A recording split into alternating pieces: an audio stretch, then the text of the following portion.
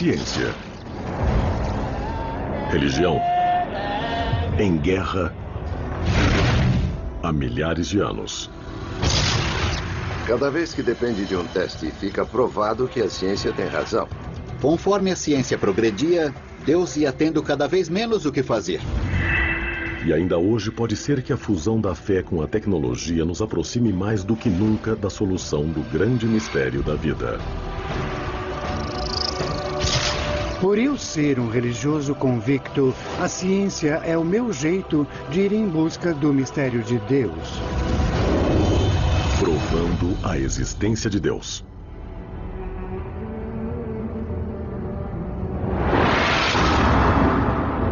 Durante séculos, a Igreja Católica esteve em guerra com a ciência, acreditando que sua existência poderia prejudicar os princípios mais sagrados da fé. Os cientistas ficaram estigmatizados como hereges. Seus avanços eram escondidos da população e às vezes até desmentidos sob a ameaça de morte. Mas atualmente há indícios de uma mudança radical. Quando as pessoas ficam sabendo que eu sou um padre e um cientista trabalhando especialmente para o Vaticano, onde há um observatório, a pergunta é sempre: por quê? Por que o Vaticano tem um observatório? A instalação multimilionária de classe mundial fica a 3.300 metros acima do nível do mar. Seu telescópio de 1,80 m consegue sondar milhares de anos-luz das galáxias. Os cientistas são especializados em astronomia e cosmologia. E o que os torna únicos? Eles também são homens de fé que admitiram a ciência como uma ferramenta em sua busca por Deus. Temos uma metodologia bem rigorosa que nós aprendemos conforme vamos nos formando cientistas. Dada a história instável da Igreja com a ciência, é de se impressionar que haja esse observatório de ponta. Especialmente desde o Iluminismo, existiu uma relação áspera entre ciência e a religião, onde a ciência, eu acho, explicou cada vez mais sobre o mundo. E as pessoas religiosas sentiram-se cada vez mais ameaçadas. O âmago da ameaça, para quem tem fé, é que a ciência diminua tanto a Deus que ele deixe de existir. E isso envolve todo um modo de vida, uma vida inteira de mundo.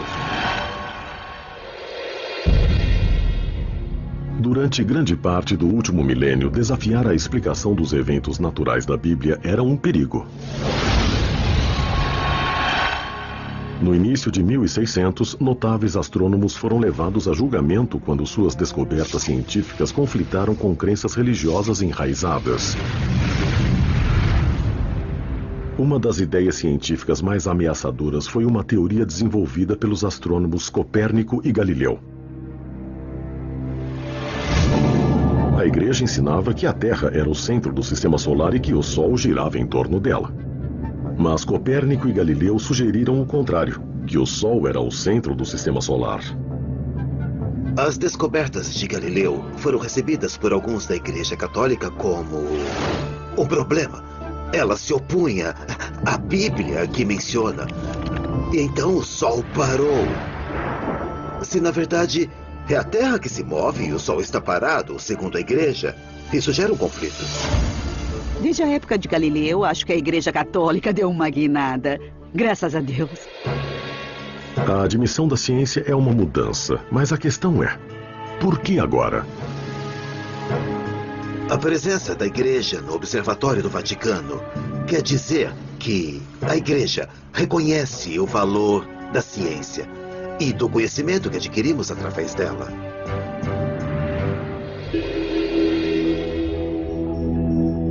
Enquanto a maior parte da ciência olha para as estrelas buscando as respostas do desconhecido, esses homens anseiam por algo bem mais específico: provar que Deus existe.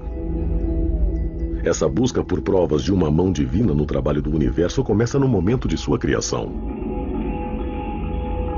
Eles essencialmente creem que conforme exploram o universo e retornam ao Big Bang, irão alcançar a resposta para o que tinha antes do Big Bang. Se existiu um Big Bang, deve haver algo que o gerou. O universo como um todo se iniciou com a explosão de alguma coisa. Uma energia veio disso e depois se transformou em matéria. O Vaticano está de acordo com a explicação do consenso científico, que após o Big Bang, a interação de átomos de hidrogênio conduzidos pela gravidade formou estrelas, galáxias e o universo como o conhecemos. Essa é uma série de eventos onde o início é uma sopa de partículas elementares, depois gás e poeira, e aí o gás e a poeira se colidem, gerando estrelas, planetas e então a vida. Nós saímos desse universo como as estrelas, as galáxias, os sapos e tudo mais. Nós saímos desse mundo em evolução. Essa é a melhor explicação científica para a nossa chegada. Será que tudo isso aconteceu por acaso? Ou por necessidade? Enquanto a religião prega a necessidade de Deus na criação de tudo, para a ciência não é assim. Não temos nenhum obstáculo para imaginar o Big Bang como sendo algo que apenas ocorreu. Não existe nenhuma razão na cosmologia para acharmos que houve alguma influência externa na criação do Big Bang. Stephen Hawking costuma dizer que perguntar o que havia antes do Big Bang é como questionar qual é o norte do Polo Norte. É uma questão indefinida. Hawking recentemente provocou controvérsias ao dizer: por haver uma lei como a gravidade, o universo pode e irá criar a si mesmo do nada. Stephen Hawking e outros que propuseram esse início ao universo disseram: não precisamos de Deus. É um absurdo. Este debate marca a linha divisória entre a ciência mais conhecida e a ciência da fé. A Igreja já não renuncia mais às descobertas científicas. Ao invés disso, muitos, como o Padre Coyne, creem em um modelo que integre tanto a ciência como Deus.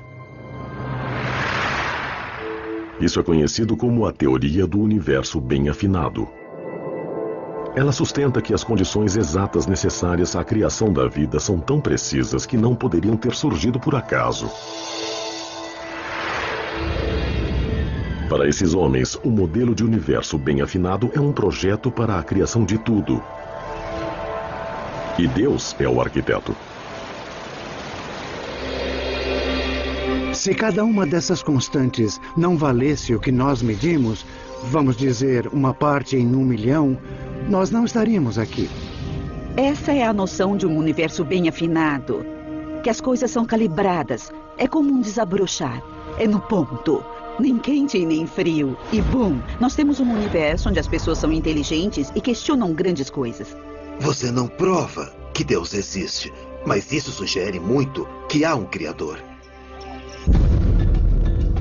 Se a teoria do universo bem afinado estiver certa, então Deus criou o universo todo, mas deixou os detalhes para a natureza.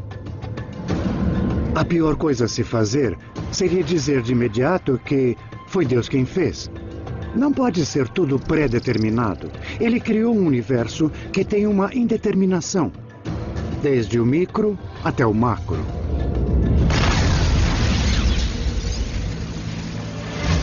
E essa nova filosofia pode fazer com que a Igreja fique mais perto que nunca de uma prova de Deus. O Observatório do Vaticano é somente uma parte dessa mudança, voltada em direção ao aproveitamento de novas tecnologias em uma busca contínua. Mas o espaço não é a única fronteira nessa pesquisa. Os arqueólogos e os caçadores de relíquias estão igualmente procurando evidências palpáveis de Deus aqui na Terra. Suas pesquisas se iniciaram com a Bíblia. Ela tem estado no centro do conflito entre ciência e a fé desde o início. Alguns estudiosos questionam as origens de muitos livros da Bíblia e os acontecimentos que eles descrevem. Se olharmos a Bíblia como um documento literal, a ciência aponta algumas divergências. Mas os fiéis verdadeiros a veem como a palavra literal de Deus. E agora eles usam a ciência para tentar provar isso. Se a investigação científica provar que alguns dos milagres bíblicos podem ter de fato ocorrido, muitos acreditam que isso também poderá provar a existência de Deus. Etiópia. Ao norte da Etiópia, um homem está na trilha da maior descoberta de todas. Fui treinado como um policial científico. Agora uso essas habilidades para tentar solucionar os antigos mistérios da Bíblia. Atualmente estamos em uma jornada bem empolgante para possivelmente resolver um dos maiores mistérios de todos os tempos. Sua missão: achar a Arca da Aliança Perdida, um baú misterioso construído para guardar as tábuas em que os 10 mandamentos foram escritos. Para muitos, a Arca é nada mais que uma lenda. Mas os fiéis creem, e isso irá revelar a prova física de Deus. De acordo com o Velho Testamento, Deus se comunicou com os judeus por meio dessa arca. Ali há um objeto que foi um sinal de Deus e a confirmação dele ter estado na terra. Esse objeto fundamental da adoração dos judeus e, de repente, sumiu. E um puff saiu do nosso campo de visão e ninguém sabe o que aconteceu com ele. Se a arca constitui uma prova definitiva de Deus, é um tema para debate. Mas primeiro, ela tem que ser achada. Assim como Cornuck, arqueólogos e pesquisadores vasculharam o globo buscando as pistas de seu paradeiro. Mas depois de milhares de anos, as pistas estão frias. Em sua busca, Cornuck mira uma área rica em possíveis evidências. Me falaram que puseram sangue nisso. Relatos históricos. O Abbas está me mostrando um buraco que foi feito nessa pedra. Eles afirmam que aqui foi onde o mastro da tenda ficou, e a tenda era o tabernáculo. E novas pistas que logo poderiam levá-lo à arca.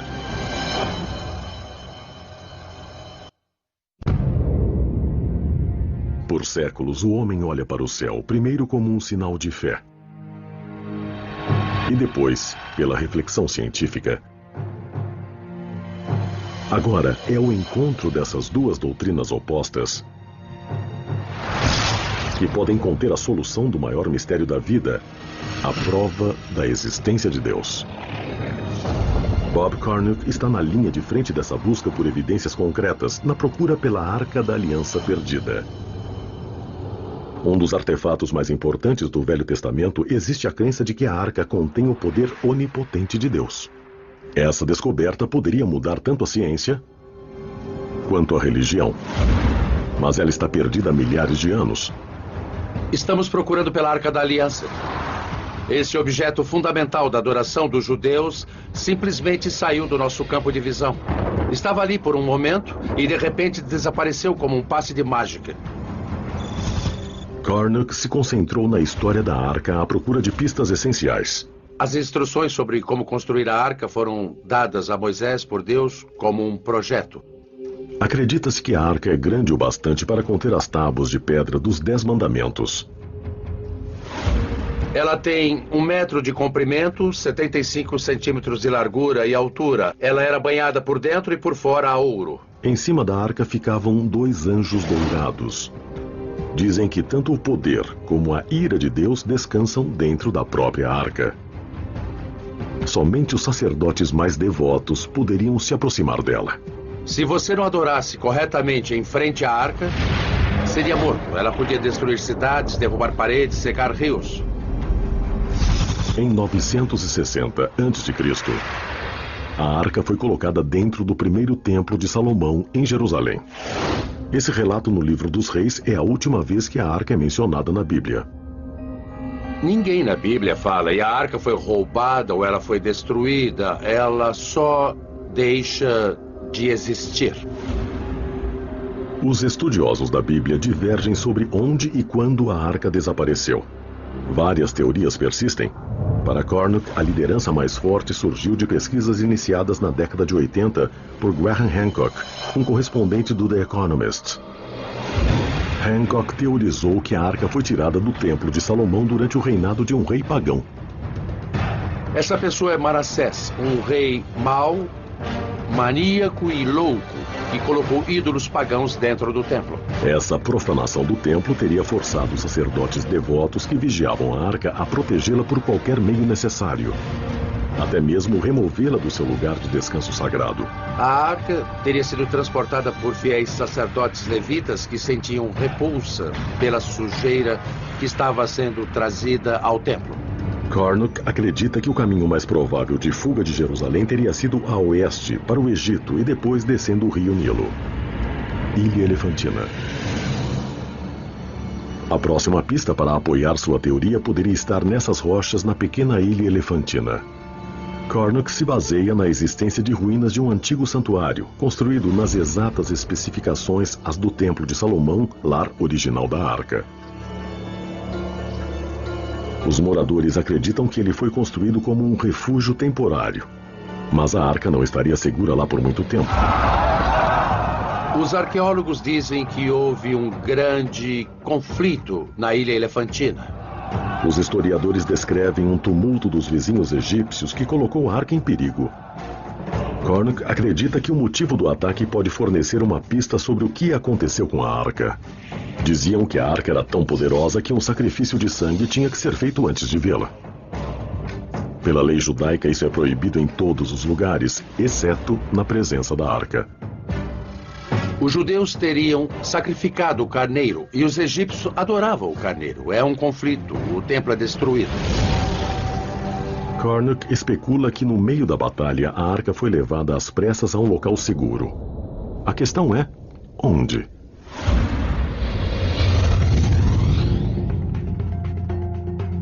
A um continente de distância da Etiópia, o livro do Êxodo chamou a atenção de outro pesquisador que procura reduzir a lacuna entre ciência e fé. Cambridge, Inglaterra. Tenho muita fé na ciência e acho que é possível ter uma visão científica completa do mundo que seja totalmente coerente. Mas eu também acho que se você olhar para a Bíblia, há esses indicadores que Deus de fato existe. O Sr. Colin Humphreys, um físico e cristão devoto, acredita que a ciência é a chave para desvendar os mistérios do Velho Testamento. E pode finalmente provar que Deus programou esses acontecimentos épicos. Sua investigação começa com um dos momentos mais emblemáticos da Bíblia: a divisão do Mar Vermelho. Egito. 1446 a.C. De acordo com o livro do Êxodo, Moisés e os judeus escaparam da escravidão, mas encontram-se encurralados entre a espada e o mar. Os judeus estavam de fato presos, eles não tinham saída. E de repente, vem esse vento que sopra o mar para trás a noite toda. E tem uma terra exposta. E os judeus pensam, Deus, que maravilha, e todos cruzam correndo. E claro, o exército do faraó os persegue logo atrás. Mas a água volta e atinge o exército.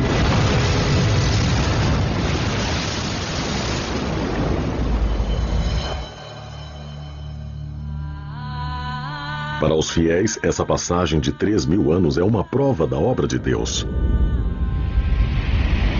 Mas a nossa compreensão da física moderna e da dinâmica dos fluidos levanta dúvidas. O Mar Vermelho é um vasto corpo de água, mais de 300 quilômetros no seu ponto mais largo, com uma profundidade média de quase 500 metros. Então, onde os judeus teriam cruzado com segurança? As opiniões divergem sobre a localização provável, mas muitos pesquisadores bíblicos apontam para o Estreito de Tirã, na foz do Golfo de Acaba, como o local que melhor corresponde às distâncias e à topografia descritas na Bíblia.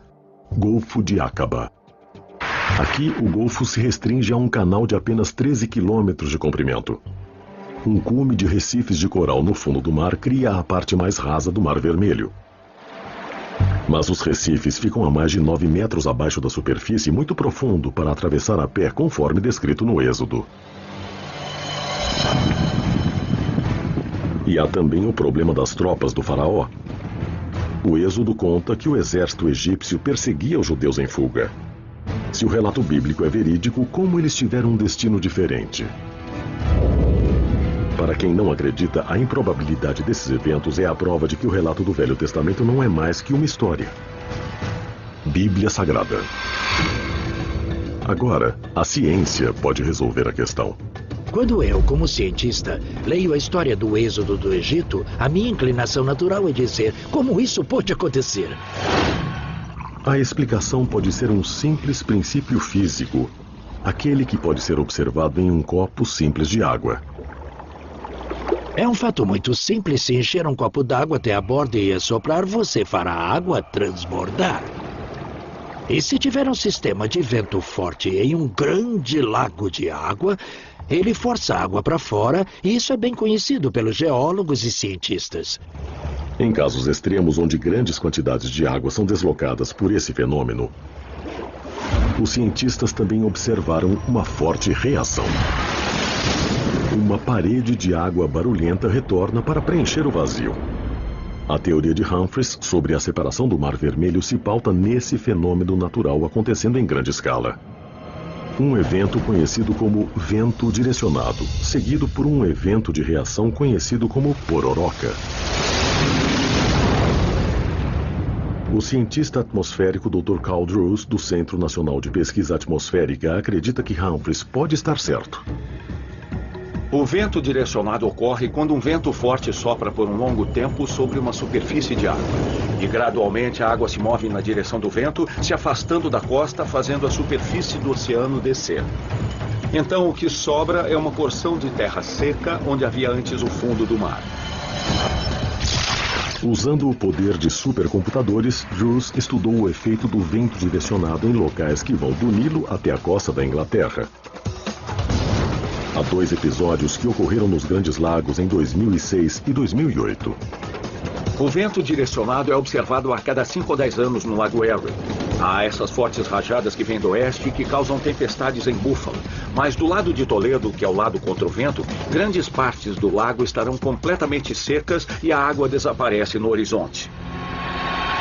Tem-se observado que a diferença de altura entre uma extremidade do Lago Erie e a outra pode ser até 5 metros. Absolutamente incrível. Espera-se que a água do Lago Erie fosse nivelada. Com um vento forte soprando por muitas horas, a diferença é de 5 metros. Mas seria necessária uma tempestade de extrema força para partir o Mar Vermelho, até mesmo nas partes mais rasas de 9 metros do Estreito de Tirã. Para ocorrer um vento direcionado aqui, fortes rajadas teriam que soprar por horas em uma direção precisa. Para podermos ver um vento direcionado forçando a água por quilômetros, precisamos de uma longa extensão de água. Êxodo 14. Humphreys se volta para a evidência bíblica em busca de pistas sobre a tempestade. O relato no Êxodo descreve um vento forte vindo do leste que sopra a noite toda. Ele teoriza que se ventos fortes sopraram pela extensão do Golfo de Aqaba por várias horas, um vento direcionado com força suficiente para expor a ponte de terra pode ter ocorrido. O Golfo de Aqaba tem 180 quilômetros de comprimento e se fizermos as somas com um vento furacão, pode-se forçar a água para trás pelo menos 730 ou 1.600 metros. Aproveitando os dados recolhidos dos satélites da NASA, o Dr. Carl Drews cria um modelo de oceano e mapeia o terreno do Golfo para examinar os possíveis efeitos desse tipo de tempestade. Eu usei mapas geológicos e levantamentos, o percurso dos sedimentos para reconstruir a disposição das lagoas e dos rios que havia no período do Êxodo. Depois, juntei isso com o modelo do oceano em um supercomputador e apliquei um vento digital, um vento soprando a 100 km por hora. Seria difícil andar nessa ventania, mas é possível, dá para andar para frente. Furacões e ciclones se desenvolvem mais frequentemente sobre o oceano aberto. Então, em relação aos padrões climáticos globais, poderia uma tempestade dessa magnitude ter como alvo o Mar Vermelho, que é cercado por terra? Um estudo oceanográfico na Universidade do Estado da Flórida calculou que uma tempestade assim pode atingir esta região somente uma vez a cada 2.400 anos. Uma probabilidade pequena, mas cientificamente possível. Combinando o relato bíblico da travessia ao modelo científico, Drews constrói uma linha do tempo que coincide com as condições descritas no Êxodo. A tempestade perfeita. A Bíblia diz que isso ocorreu durante uma noite. Então, o vento que soprava durante 12 horas de repente para e eu acho que as águas se separam por um período de 4 horas e depois elas se juntam outra vez. Mas mesmo com essas 4 horas para cruzar a ponte de terra exposta, teria sido impossível que 2 milhões de judeus atravessassem o Mar Vermelho e fugissem. A evidência científica desmente o relato bíblico? Seria muita gente para passar por um pequeno espaço em apenas 4 horas. Esse número é incrivelmente grande. Muita gente acha que a história do Êxodo é inventada. Humphreys atribui essa discrepância a uma tradução problemática do Êxodo. No hebraico antigo, a mesma palavra pode ter diferentes significados. E a palavra que foi usada para milhares no livro do Êxodo é uma palavra hebraica chamada Aleph, mas que também pode significar um grupo ou uma tropa. Sabemos da literatura egípcia que a tropa de um exército egípcio tinha somente 10 homens. Então, se levarmos em conta essa tradução e fizermos as contas, acabamos não tendo 650 mil homens com mais de 20 anos, e sim cerca de 5 mil homens com mais de 20 anos. Adicionando as mulheres e crianças, isso dá 20 mil pessoas, bem mais administrável. Se esse novo cálculo de Humphreys for exato, ele reforça o argumento de que o milagre do Mar Vermelho realmente ocorreu. Humphreys calcula que uma multidão desse porte conseguiria atravessar um leito de mar de 13 quilômetros em 4 horas. Então, assim, tudo se encaixa. E a matemática, que é complicada, de repente fica simples e tudo combina tão bem que só pode ser a solução correta. É um tipo de descoberta de arrepiar. Um modelo de computador avançado também pode validar uma peça final do milagre do Mar Vermelho. Ao estreitar o tempo de travessia a um intervalo de 4 horas, a ciência pode ter resolvido como os judeus conseguiram escapar. E também como possivelmente os egípcios encontraram seu destino. Em um dos maiores massacres descritos na Bíblia.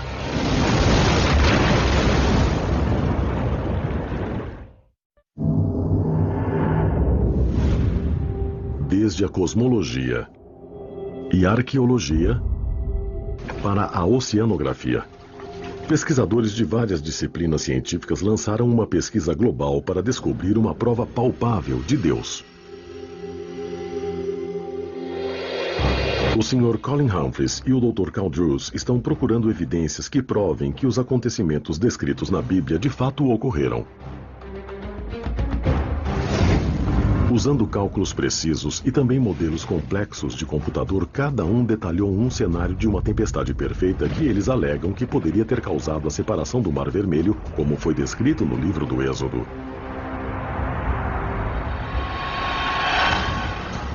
Segundo sua teoria, um fenômeno conhecido como vento direcionado causou ventos de força e duração raras que separaram as águas tempo suficiente para que os judeus cruzassem seu caminho para a liberdade através de uma porção de terra exposta.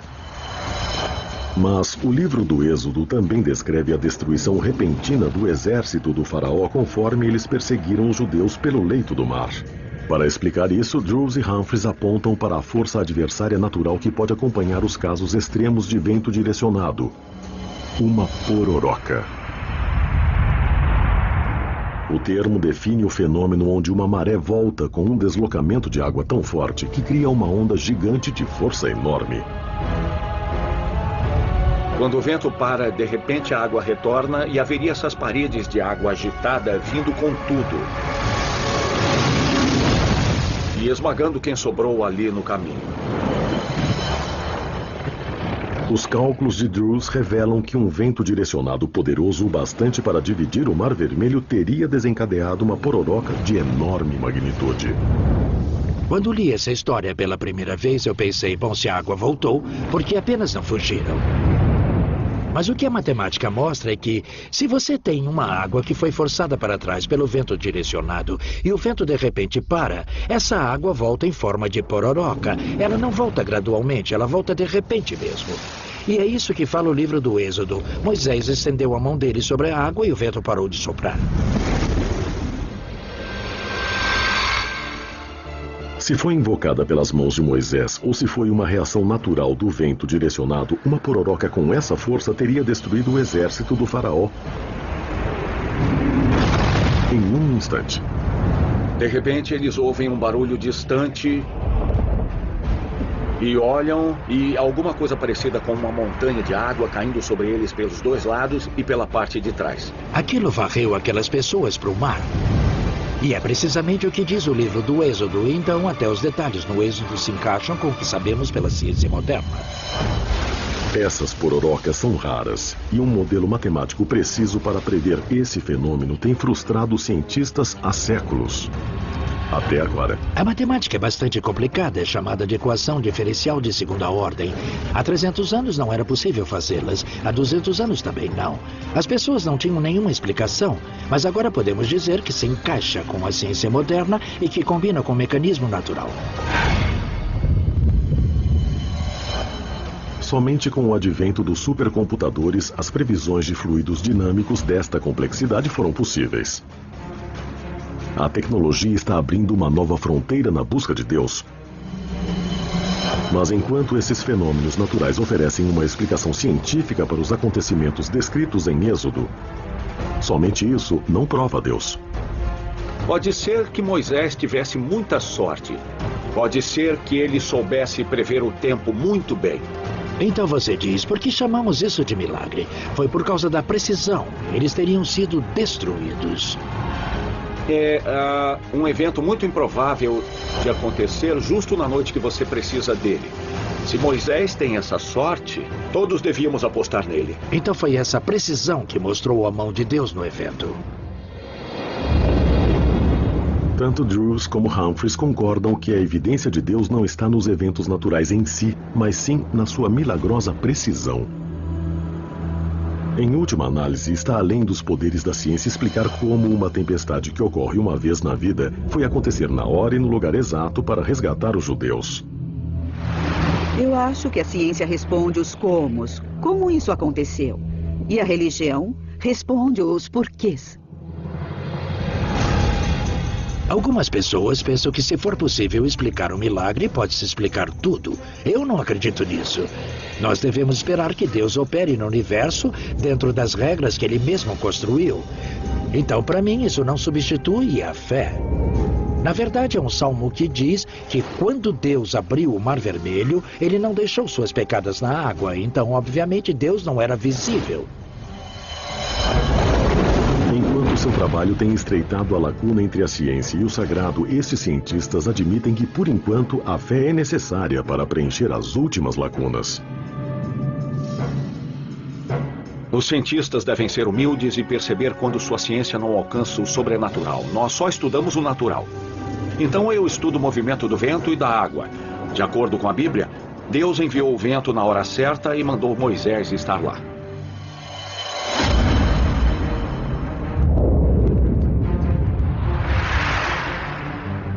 Em sua busca para encontrar a Arca da Aliança perdida e a prova de Deus que pode haver nela, Bob Cornuck seguiu a trilha de pistas até o norte da África. Se a Arca foi tirada do seu lugar de repouso de 300 anos na Ilha Elefantina, Cornuck acha que a rota segura mais provável teria sido seguir o Nilo até a Etiópia. E é até aqui que a busca de Cornuck o trouxe hoje. Estamos indo para Gondar, que é um lugar onde os judeus moram até hoje. E eles dizem que são os descendentes das próprias pessoas que trouxeram a Arca da Aliança para a Etiópia. Aqui os judeus constituem menos de 1% da população. Mas a existência dessa comunidade isolada não é prova concreta de que a Arca passou por aqui. A maioria dos especialistas acredita que a presença de judeus aqui é pura coincidência. Estudiosos consideram ridícula a ideia da Arca da Aliança ter vindo para cá. Nós vamos descobrir se os estudiosos podem estar errados. Estamos na aldeia Falat, em Gondar, Etiópia. Esta é uma das cidades mais singulares do mundo.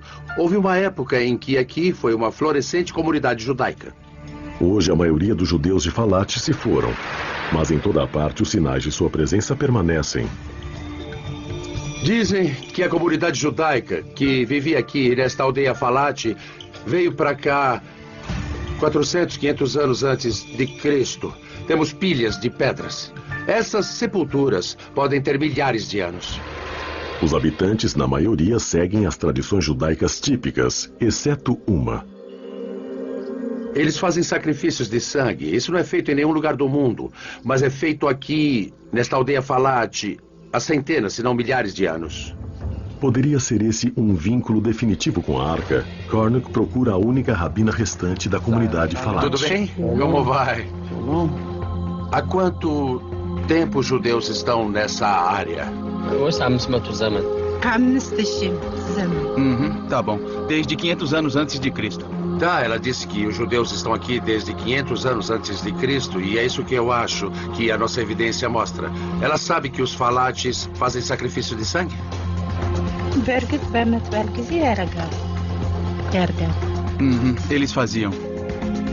Eles faziam sacrifício de sangue, enquanto havia judeus etíopes aqui. Os rituais de sangue apontam para a Arca, mas histórias não provam nada, e Cornuck sabe disso. Sua razão de voltar a Gondar hoje é para encontrar evidências biológicas, uma ligação genética entre essa comunidade isolada de judeus e a ordem de sacerdotes que protegia a Arca da Aliança há milhares de anos. Será que ela nos permite fazer o teste nela, dentro da boca? Eu estou muito feliz por você testar o meu DNA. Cornuck está compilando um banco de dados de DNA dos judeus locais. Será uma busca em tempo intensivo que ainda tem que produzir resultados, mas a descoberta de uma única ligação genética aos levitas antigos poderia ser uma bomba. Se pudermos mostrar uma marca de DNA que os conecte a esse evento antigo, vai ser demais, fundamental para a teoria de que a Arca veio para a Etiópia. A triagem genética moderna pode ser uma ferramenta essencial em determinar uma ligação com a Arca. Mas a meio mundo de distância, outra equipe de pesquisadores pode ter tropeçado em uma ligação ainda mais direta a Deus, escondida em nosso DNA. A prova científica de Deus. Alguns a procuram no nascimento do universo, outros nos desertos da África e do Oriente Médio. Mas e se a prova mais surpreendente de Deus não estiver em um templo ou um santuário? E se estiver dentro de todos nós?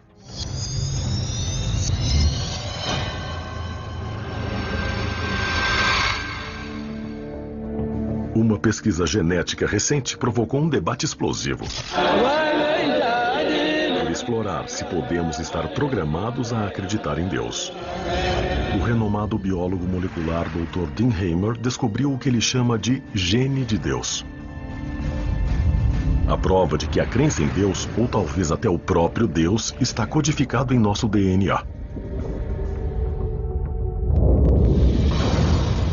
Os cientistas tentam desmentir Deus há muito tempo.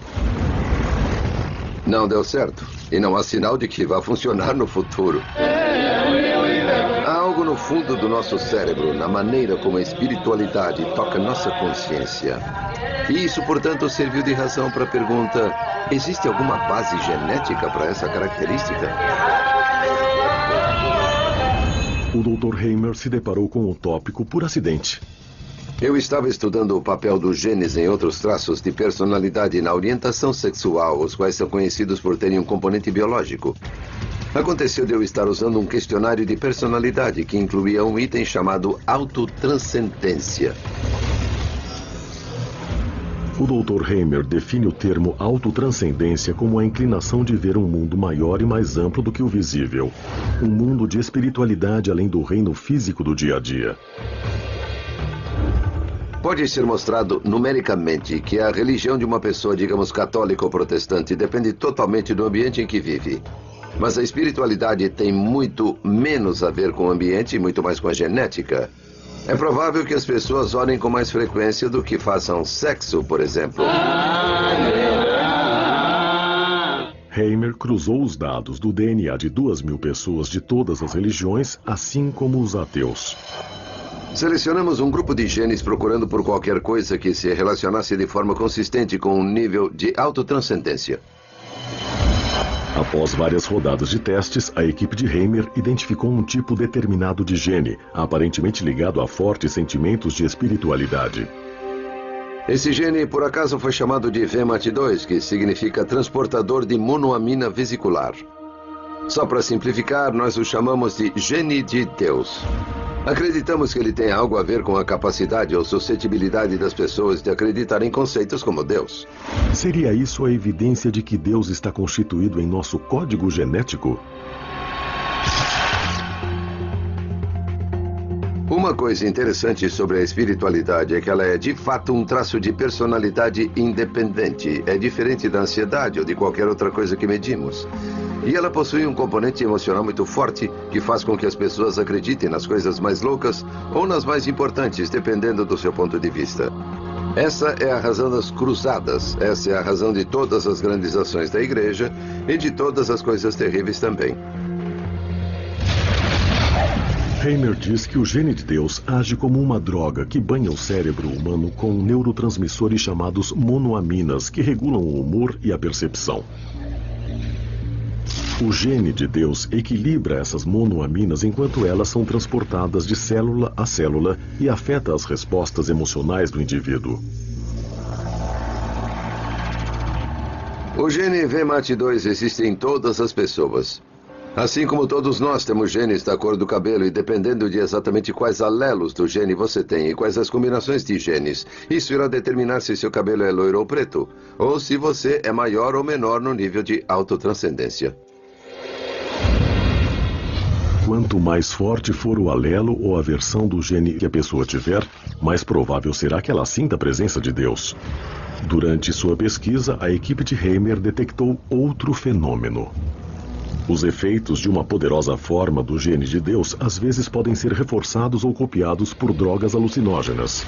Se olharmos para algumas drogas psicodélicas como psilocibina, por exemplo, ou LSD, elas são equivalentes à serotonina. Elas se parecem com serotonina, mas enganam o cérebro.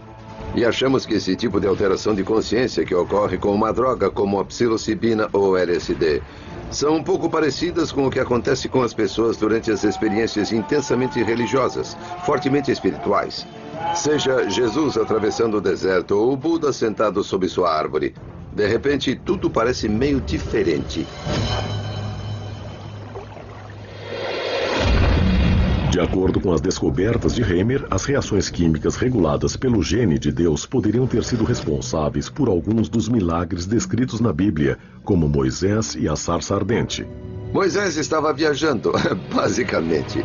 Agora, pode ser que ele estivesse em uma viagem porque Deus estava falando com ele na sarça ardente, ou pode ser que ele estivesse em uma viagem porque misturou um cogumelo ruim na sopa naquele dia. Não tenho como saber ou prever isso, mas o que sei é que as suas experiências implicaram em mudanças no nível dessas monoaminas em seu cérebro. Isso não quer dizer que as experiências religiosas são como drogas, só quer dizer que ambas funcionam nos mesmos caminhos do cérebro. Possuir o gene de Deus que o torna mais espiritual é como ter um pouquinho mais de psilocibina em toda a sua vida. E isso só faz o cérebro ser um pouco mais suscetível a esses tipos de ideias. Se você tem fé, pode dizer, olha, isso prova que Deus nos fez para que possamos compreendê-lo. E isso comprova a existência de Deus. Se for um ateu, pode falar, olha, isso prova que o cérebro simplesmente inventa Deus de qualquer maneira. É um monte de química. Deus não existe. Mas se ele não está lá para ligar o homem a Deus, por que algo como o gene de Deus evoluiria? Alguns biólogos acreditam que nas antigas sociedades humanas, onde os membros da mesma tribo adoravam um deus ou deuses comuns, um gene de Deus em alto grau de funcionamento tornou mais fácil que eles trabalhassem juntos e se protegessem. Em ambientes sociais cooperativos, um forte gene de Deus pode ter sido uma vantagem evolutiva. Mas a ciência também está revelando que a espiritualidade tem uma vantagem física.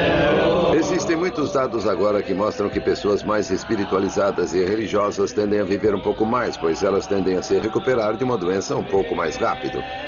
Acho que há muitas possibilidades de como esse tipo de gene conseguiu se manter na mistura e sobreviver à evolução recente. A causa desse benefício ainda está para ser determinada, mas o efeito é uma área onde a ciência e a fé estão trabalhando juntas para buscar avanços. É um relacionamento que Hamer observa de perto. A ciência e a fé estão em guerra há muito tempo. E até agora, sempre que depende de uma prova, acontece da ciência estar certa. A Terra não é o centro do universo, está somente circulando ao redor do Sol. A evolução ocorreu mesmo, estamos relacionados a outros animais e não somos algo singular que foi colocado aqui.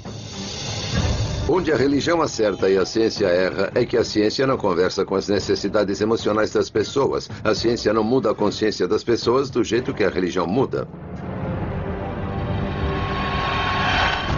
Os cientistas poderão explicar as origens da consciência humana? Ou é uma questão de fé?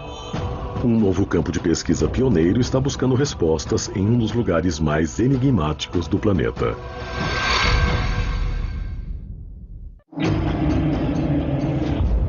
Por toda a história, o homem se esforça para explicar a sua própria existência. E durante séculos, essa pesquisa levou a uma resposta: Deus. Os avanços científicos do século passado levantaram dúvidas sobre a existência de um ser supremo. Mas agora a fé e a ciência estão se encontrando para tentar resolver a nossa maior questão: será que Deus existe?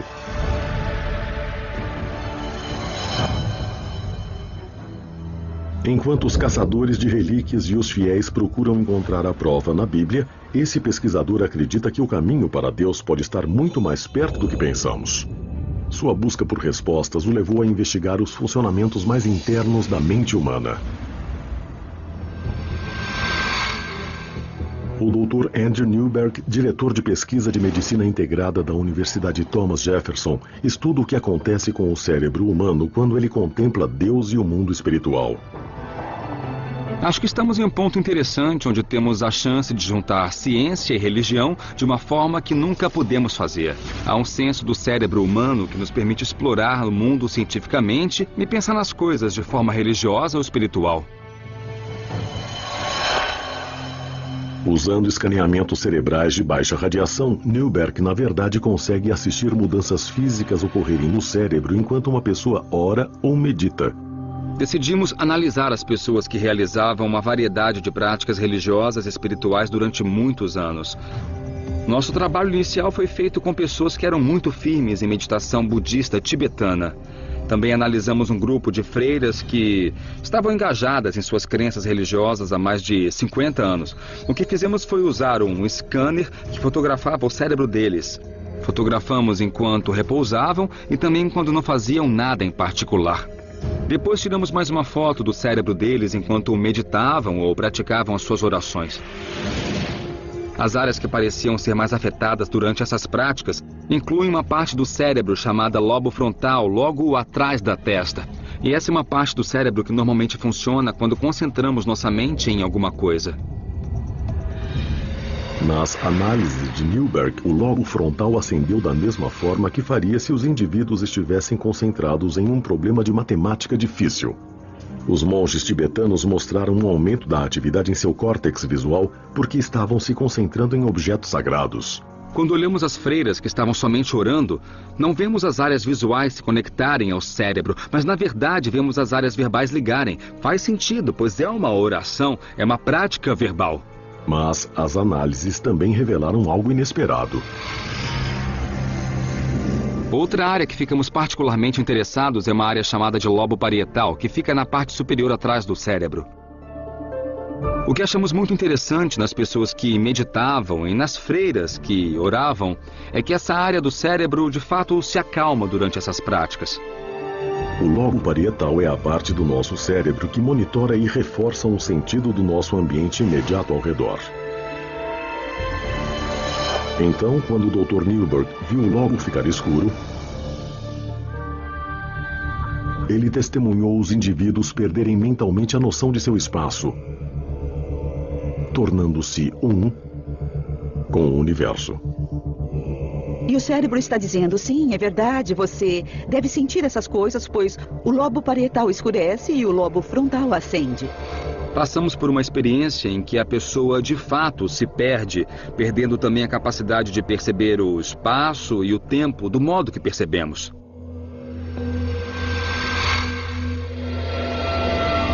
As análises do Dr. Newberg seriam a prova de Deus?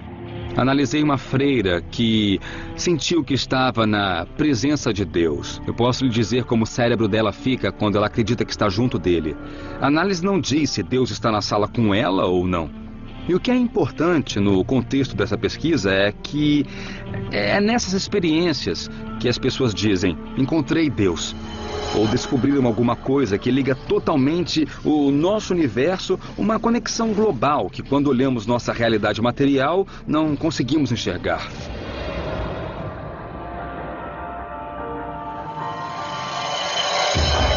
As descobertas de Newberg sugerem que pela forma que o cérebro de uma pessoa está aceso pode-se determinar se ela tem fé ou se não tem. Durante os testes no scanner, ateus foram convidados a contemplar Deus.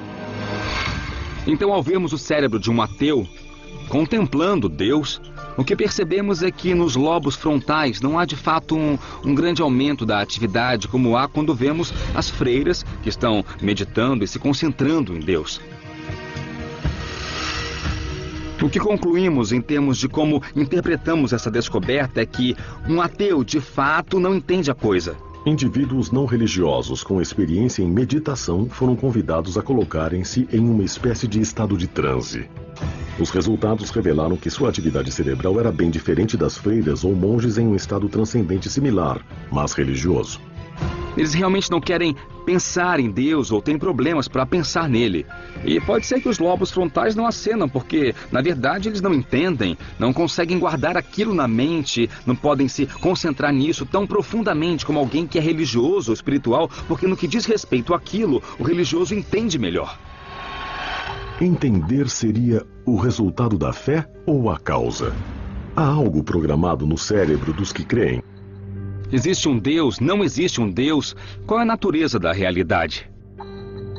Quando estamos em um sonho, agimos como se aquilo fosse realidade, e quando estamos em nossa realidade, podemos dizer, bom, isso não era real, isso foi só um sonho.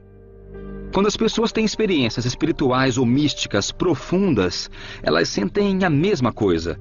Elas sentem que aquela realidade representa uma realidade mais fundamental que a do dia a dia.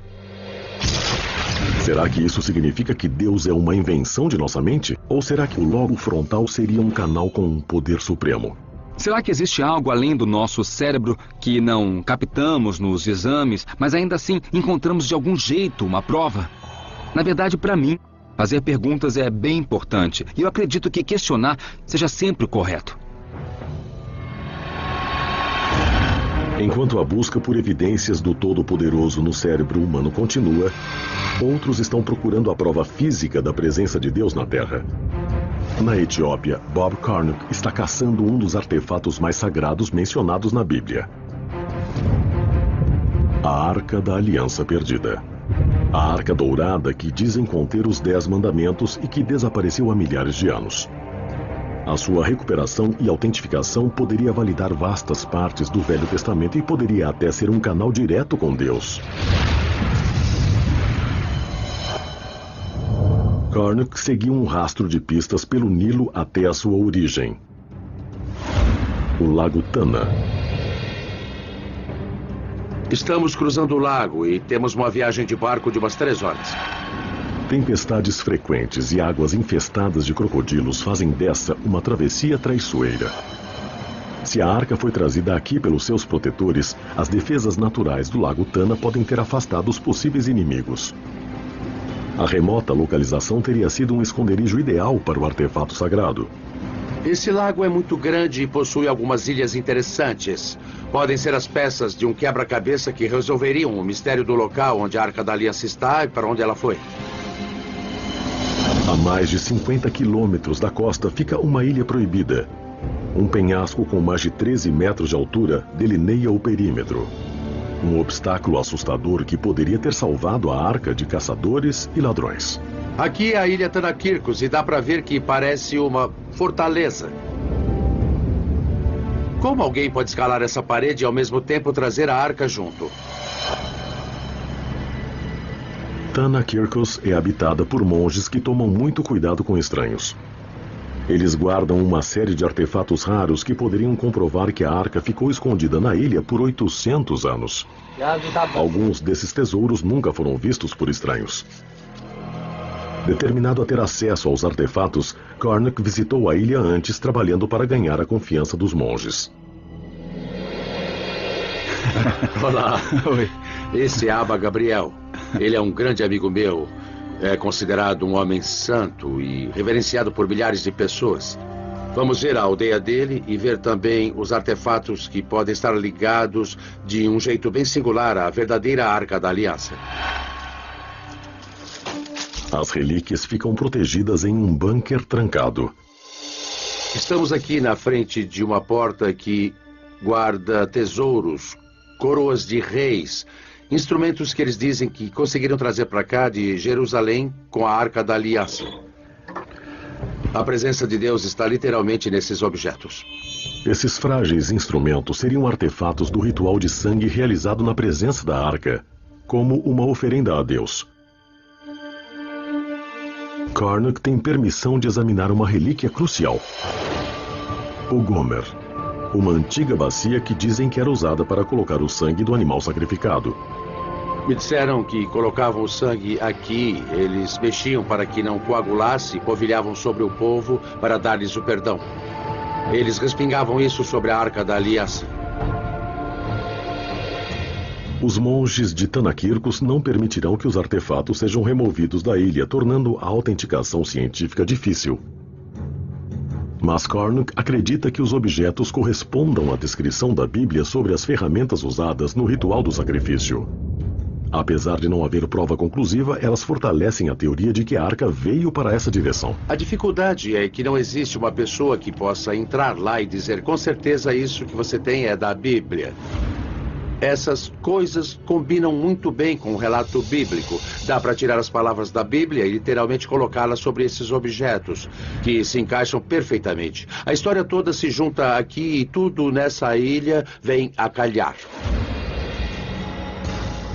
Tanakirkos revela mais pistas.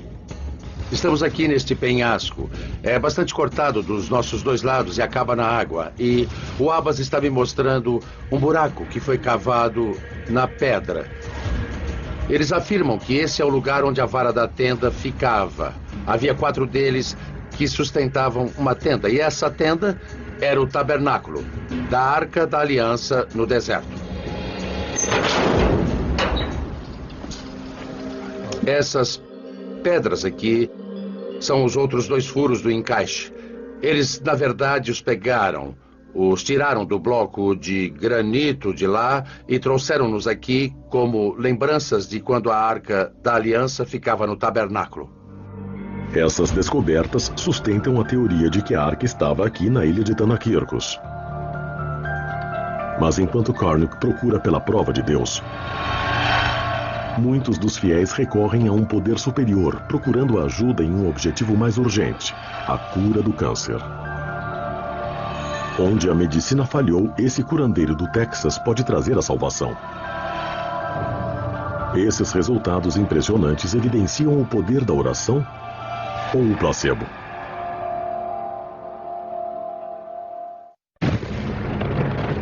Na busca mundial pela prova da existência de Deus, os neurocientistas estão explorando a complexa relação entre a espiritualidade e o cérebro humano. Usando tomografias, o neurocientista Dr. Andrew Newberg observou mudanças químicas no cérebro quando uma pessoa ora ou medita.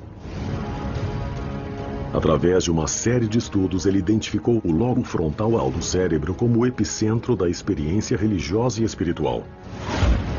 O cérebro tem o poder de curar?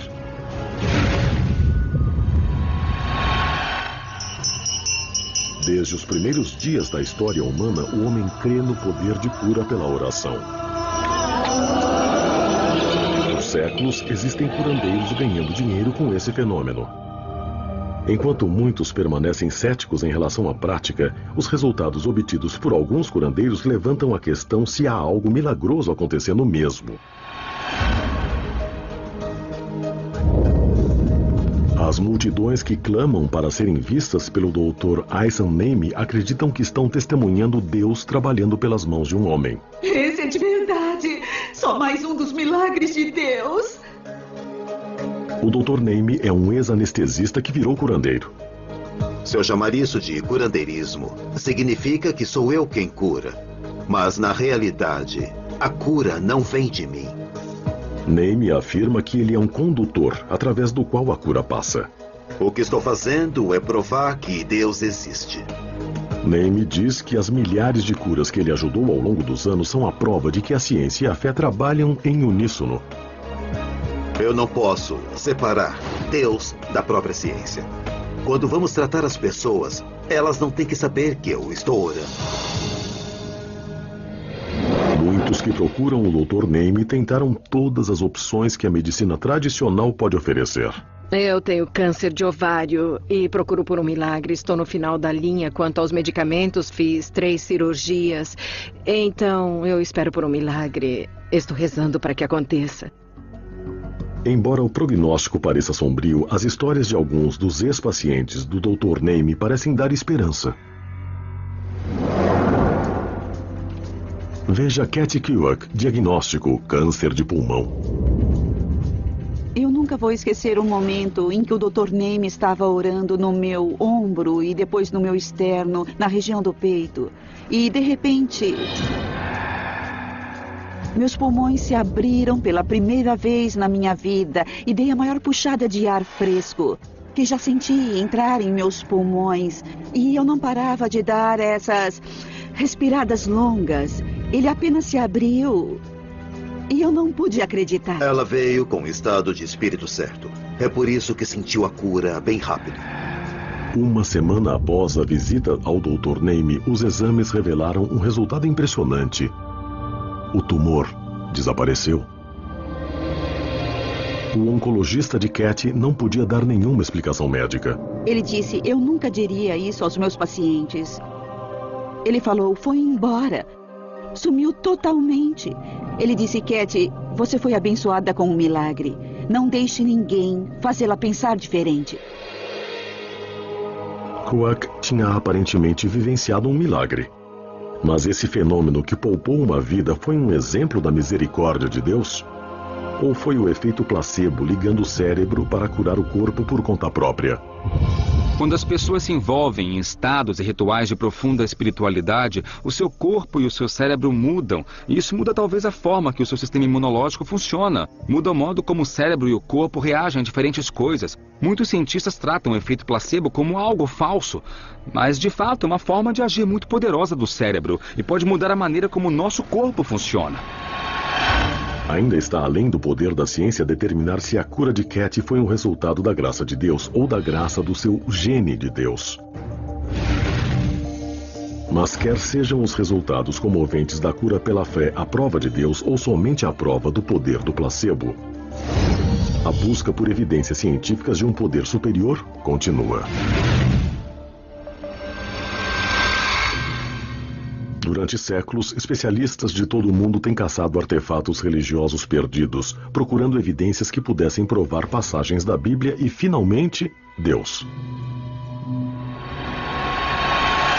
Na trilha da Arca da Aliança Perdida, Bob Cornuck veio até o norte da Etiópia para examinar uma importante peça de evidência que liga a arca até a ilha de Tanakirkos. Essa é a primeira vez que deixaram Cornuck ver o documento. É um texto antigo, aos pedaços. Esse livro aqui tem 1700 anos, dá para ver a pátina nele, é de pele de animal. O livro apresenta uma imagem surpreendente que poderia confirmar a teoria de Cornuck de que a Arca da Aliança foi trazida para cá. Conforme eu estava examinando o livro, achei esse desenho muito original. Vemos Maria e Jesus vindo para a ilha de Tanakirkos. Por que Jesus veio a essa ilha? Os estudiosos vão ter que se virar para descobrir. Mas pense nisso. Quando ele tinha 12 anos, voltou a Jerusalém após um exílio no Egito. O primeiro lugar que ele visitou foi o templo. Ele disse aos seus pais onde esperavam que eu estivesse. Aqui o vemos vindo a essa ilha. Aqui é onde o templo portátil ficaria, o tabernáculo que guardava a Arca da Aliança. E temos o registro escrito de 1700 anos. Transmitida por gerações, a história verbal de Tanakirkos coincide com o relato no Antigo Texto. Jesus Cristo estava aqui, você acredita? Sim, 3 meses e 10 dias. 3 meses e 10 dias. Isso. E esses livros falam sobre isso?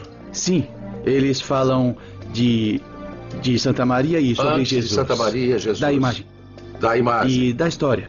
Da história. É isso. Essa imagem antiga pode ser uma descoberta épica. Se Jesus viajou para essa ilha remota, isso pode ser um sinal de que algo de vital importância estava aqui. Enquanto Cornuck fica um passo mais perto da arca, outros pesquisadores continuam buscando a prova de Deus dentro do cérebro humano.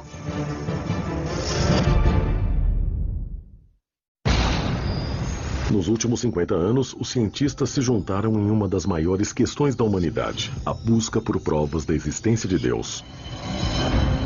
Os cosmologistas estão procurando pistas nas origens do universo e no Big Bang. Usando os avanços recentes da tecnologia, os neurocientistas estão procurando dentro do cérebro humano. Eles estão começando a explorar como nosso relacionamento com Deus pode ser determinado por nossa química cerebral. Em 1962, um estudante de Harvard tentou uma ousada experiência para estudar se as substâncias introduzidas no cérebro alteram a nossa percepção de Deus. Ficou conhecido como o experimento da Capela Marsh. O objetivo do estudo foi determinar se um alucinógeno introduzido no cérebro de um indivíduo devoto cobaia poderia criar uma sensação de que ele estava diretamente na presença de Deus. Ele foi feito na Universidade de Harvard quando Timothy Leary estava lá e antes das drogas psicodélicas serem proibidas. Ele pegou estudantes de teologia, pessoas que já tinham fé e a caminho da espiritualidade, e os dividiu em 2 grupos. E para um grupo, ele deu psilocibina, um alucinógeno muito potente. A psilocibina desencadeia alucinações, alterando a quantidade de serotonina liberada no lobo frontal, o centro de controle emocional do cérebro. Ele também é ativado durante a meditação e a oração. Para outro grupo, ele deu uma droga mais controlada, que ia fazê-los sentirem-se aéreos, mas não alucinados. E aí todos foram para uma missa de Sexta-feira Santa na capela e ouviram um sermão de um ministro bem conhecido da capela de Harvard. Os indivíduos do estudo que tomaram a falsa droga relataram que a missa parecia como qualquer outra. Mas muitos dos que tinham tomado o alucinógeno descreveram uma experiência de autotranscendência durante o sermão. Uma sensação de que estavam se ligando diretamente com Deus. Passadas semanas dessa experiência, ele perguntou do que se lembravam, o que vivenciaram. E descobriu-se que as pessoas que tomaram alucinógeno se lembravam daquilo como um tipo de experiência muito importante, uma experiência de transformar a vida. Enquanto que os que tomaram as drogas controladas só viram que foi mais um sermão. Para aqueles que tomaram psilocibina, o impacto do experimento foi de longa duração. Em uma pesquisa de acompanhamento 20 anos mais tarde, muitos dos indivíduos ainda viam o estudo como uma experiência profunda de mudar a vida. Alguns relataram que se sentiram ligados diretamente com Deus. Os resultados do experimento da Capela Marsh reforçam os resultados dos exames cerebrais realizados no laboratório do Dr. Newberg. Os 2 estudos ligam o lobo frontal à nossa percepção de Deus e indicam que a nossa experiência espiritual pode ser intensificada pela oração fervorosa, meditação e até mesmo por drogas psicoativas. Será que essas experiências intensas induzem a uma ilusão de que estamos ligados a um poder superior? Ou será que desencadeiam uma parte do cérebro projetada para ser um canal entre o homem e Deus? Um estudo mais profundo do lobo frontal pode ser a chave para provar a existência de Deus. Do outro lado do mundo, Bob Cornuck procura pela prova definitiva de Deus na Terra. A Arca da Aliança Perdida criou um rastro de evidências que segue Nilo abaixo. Pelos assentamentos judaicos perto de Gondar, até o Lago Tana. E agora, seguindo pistas encontradas em Tanakirkos e na antiga lenda etíope, Cornuck chega a uma pequena cidade no norte da Etiópia.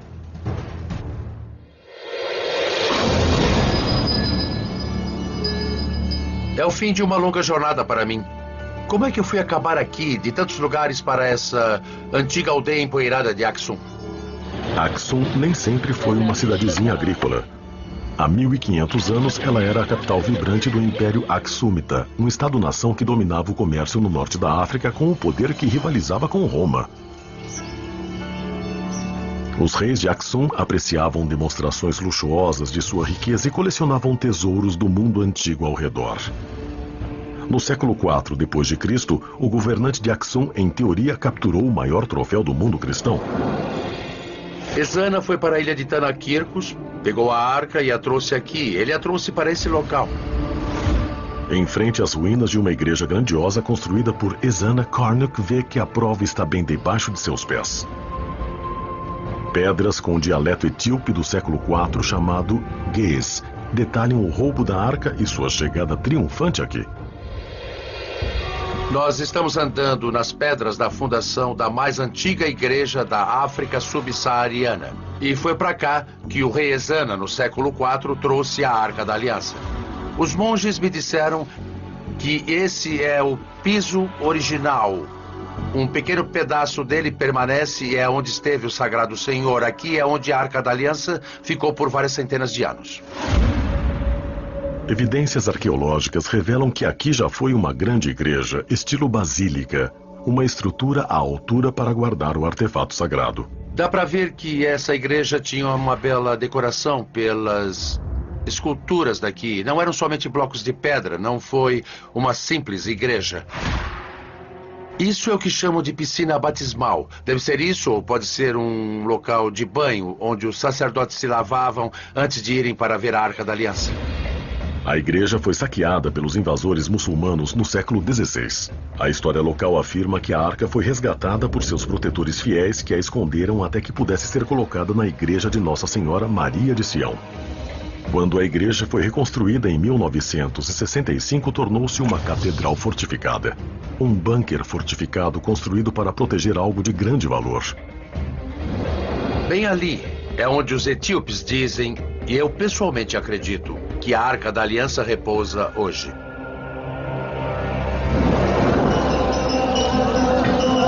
Os moradores de Aksum acreditam que a Arca e os 10 mandamentos estão dentro de uma catacumba altamente segura.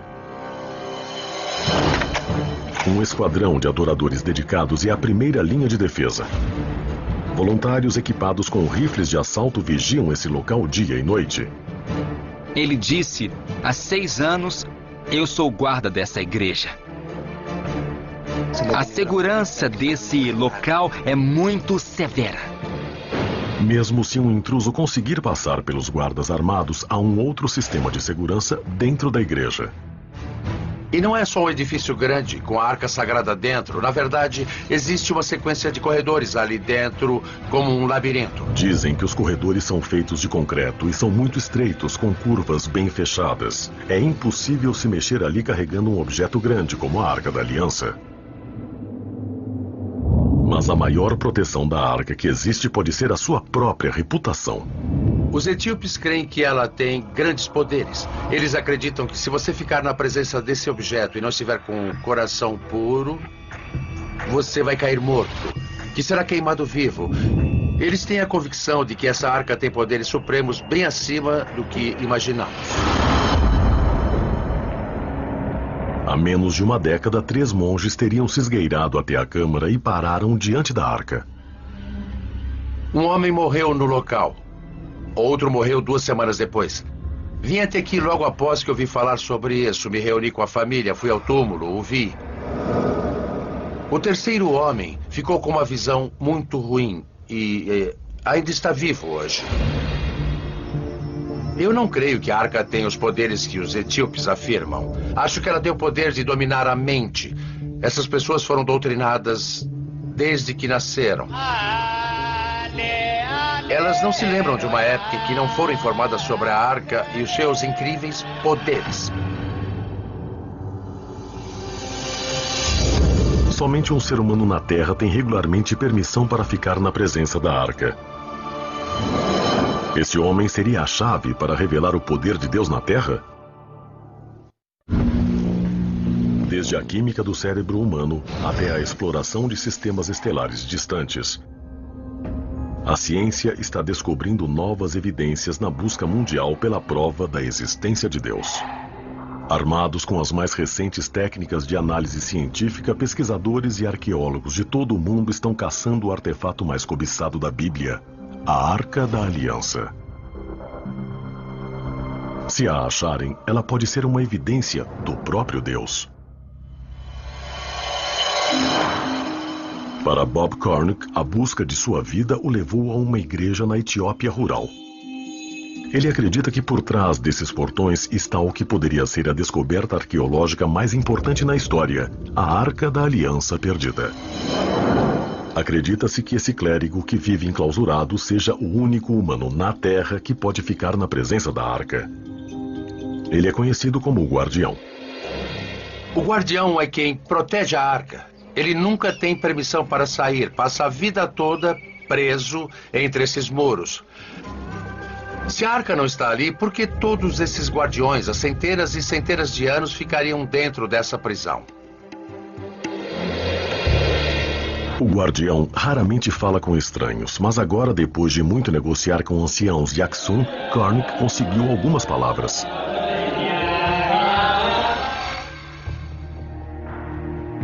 Aqui, em imagens raras, o guardião fala com Karnak através de um pequeno portão na parte de trás da instalação.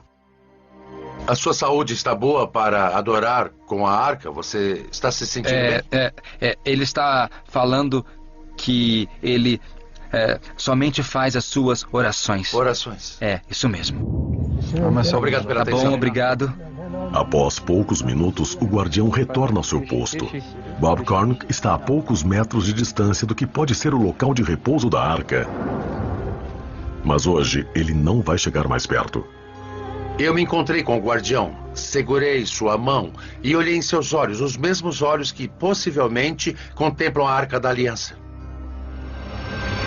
Karnak espera que o seu novo acesso ao guardião e seu relacionamento contínuo com os anciãos de Axum um dia traga a recompensa máxima, a oportunidade de ver a arca.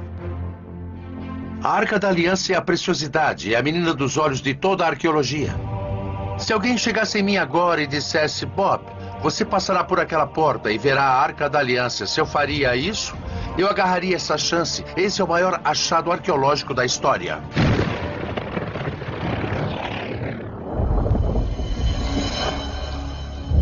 A busca por evidências científicas de Deus se estende desde os maiores objetos do universo até os menores.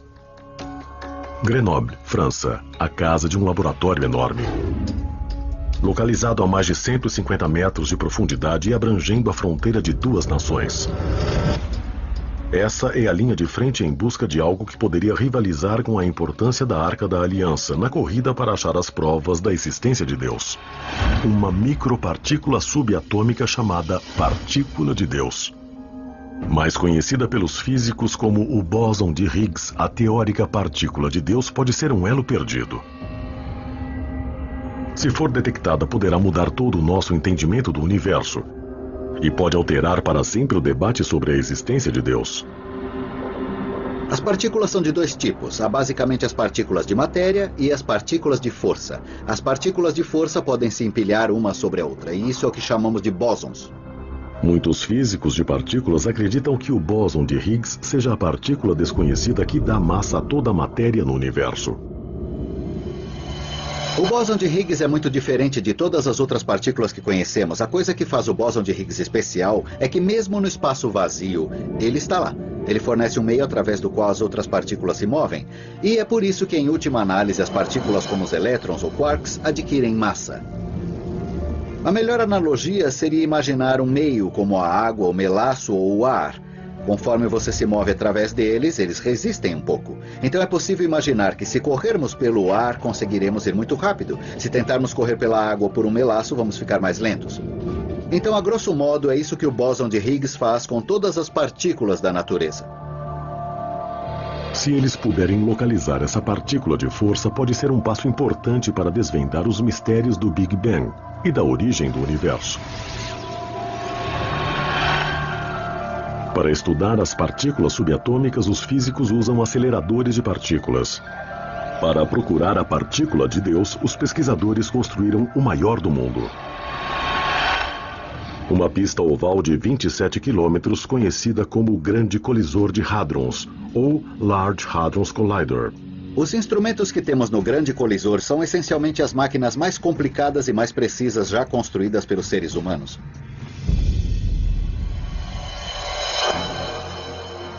Nós pegamos os prótons e os aceleramos muito próximo à velocidade da luz. Até o ponto em que a velocidade não tem importância, o que importa é a energia.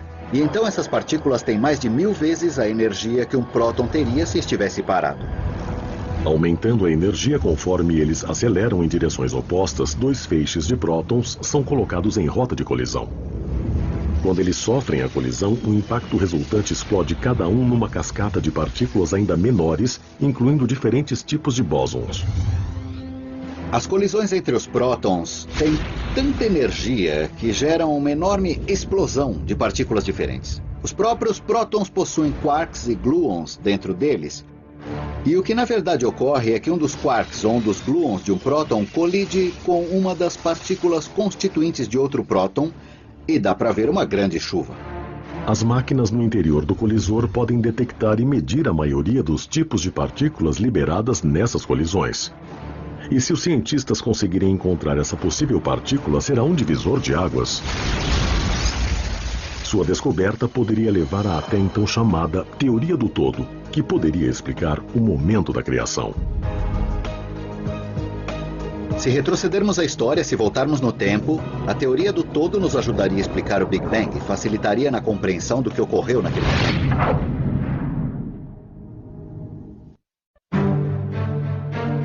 Pesquisadores ao redor do mundo estão ampliando os limites de nosso conhecimento científico, abrindo uma nova fronteira na busca épica da humanidade para achar as provas da existência de Deus.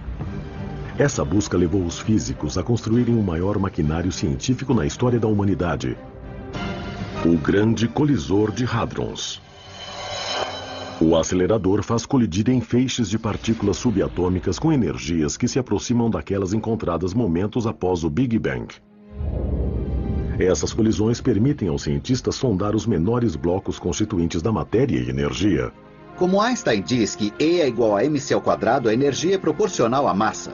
Se quiser fazer partículas mais pesadas, vai precisar de mais energia, o que significa que é necessário construir máquinas cada vez maiores. O objetivo: encontrar o bóson de Higgs, mais conhecido como a partícula de Deus. Sua descoberta poderá revelar um modelo padrão, uma teoria que resume o nosso conhecimento de mecânica quântica, eletromagnetismo e física de partículas.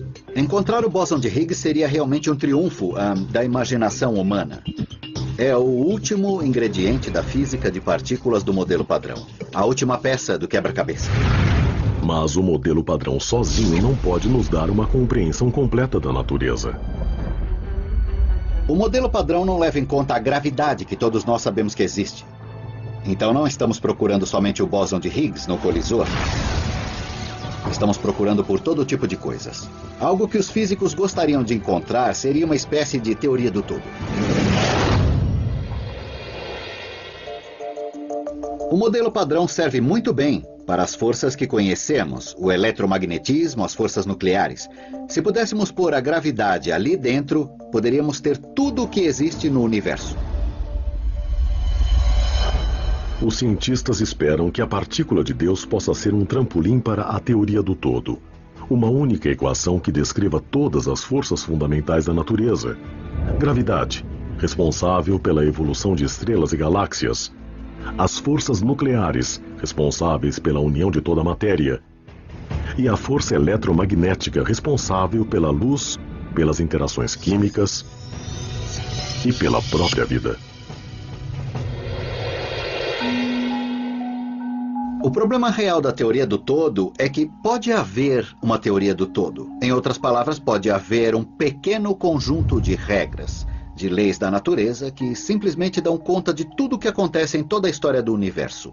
Nunca há nenhum desvio dessas leis, não há nada diferente dessas leis, não há nada além dessas leis. Descobrir essa teoria poderia ser essencial para a nossa compreensão de como o universo começou. Uma das coisas que a teoria do todo precisa fazer é unir a gravidade com a mecânica quântica. É o que se precisa para entender o Big Bang. O Big Bang foi um momento em que havia partículas ao redor, então a mecânica quântica é importante, mas o universo estava se expandindo muito rápido, por isso a gravidade era importante. A teoria do todo nos ajudaria a entender o que aconteceu naquele momento. Se uma teoria do todo pode ajudar a explicar a criação do universo, ela pode também explicar o seu criador? Se conhecer uma teoria do todo, se achar que sabe todas as leis da física, com certeza poderia se perguntar, é só isso? Ou seria uma boa chance de falar, essa é a teoria do todo porque alguma inteligência superior a criou assim? Para alguns, a resposta é não. Com a teoria do todo, a ciência iria substituir Deus como a resposta para qualquer pergunta sobre o universo. Mas para outros, a teoria do todo é por si só a própria evidência de Deus. Seu projeto de um universo bem regulado. Na expansão do universo, é possível ver uma arquitetura, uma ordem, a energia que se torna matéria, que tem dentro de si essa capacidade incrível de se ordenar e de dar a vida. Einstein usou uma linguagem religiosa o tempo todo. Ele não acreditava em um Deus consciente, que era separado do mundo físico. Mas ele pensou nas leis fundamentais da física como os pensamentos de Deus. Os pesquisadores do colisor realizaram vários testes, mas até agora não tiveram sucesso em suas tentativas de detectar a partícula de Deus. Mas com ou sem a partícula de Deus, a busca por evidências dele continuará. Desde as mais ínfimas partículas até os pontos mais longínquos do universo. Desde a Arca da Aliança até o projeto de Deus para o universo, a busca de provas da existência de Deus é um trabalho em progresso. A ciência prova que Deus existe? No momento, não. Mas eu acho que o único modo de provar se Deus existe ou não, não é só através da ciência, mas pela perspectiva religiosa e espiritual, assim como pela perspectiva empírica da ciência. Mas a própria busca, essa procura da prova quantificável de um Criador, é uma faceta que define a experiência humana. Essa pode ser a questão mais importante da vida. A pergunta mais valiosa da vida é se Deus existe, pois isso vai mudar o modo de viver. E então busque uma prova disso. Será que esse é o local onde a ciência vai finalmente descobrir a prova da existência de Deus? Ou será que o próximo grande passo em direção à nossa compreensão de um poder superior, se existir, pode aparecer em qualquer lugar a qualquer momento? Mas mesmo enquanto a ciência quer saber ainda mais se Deus existe ou não, alguns se perguntam: quanto será que queremos na verdade saber? O Deus das lacunas, o Deus que explica o inexplicável, tornou-se cada vez menor e menor. No que você escolhe acreditar? Prefere acreditar que esse mundo material é tudo que existe e que a ciência pode explicar tudo, tá? Esse dilema confronta até mesmo o mais pragmático dos cientistas. Não acho que a ciência por si só ofereça propósito e significado. Ela não nos diz o que é certo e o que é errado. Mas se quisermos saber o que é certo e o que é errado, é importante basearmos essa discussão no mundo real. E se o mundo real não tem Deus nele, então o propósito e significado tem que vir de outro lugar. Mas conforme a busca de Deus avança, ela inspira os estudiosos e cientistas que veem seu trabalho como uma aproximação da lacuna que ainda separa a fé dos fatos.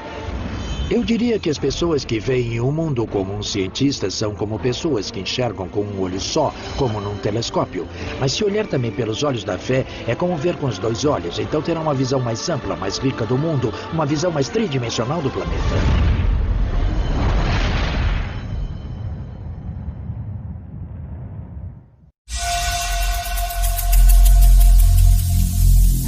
Every single day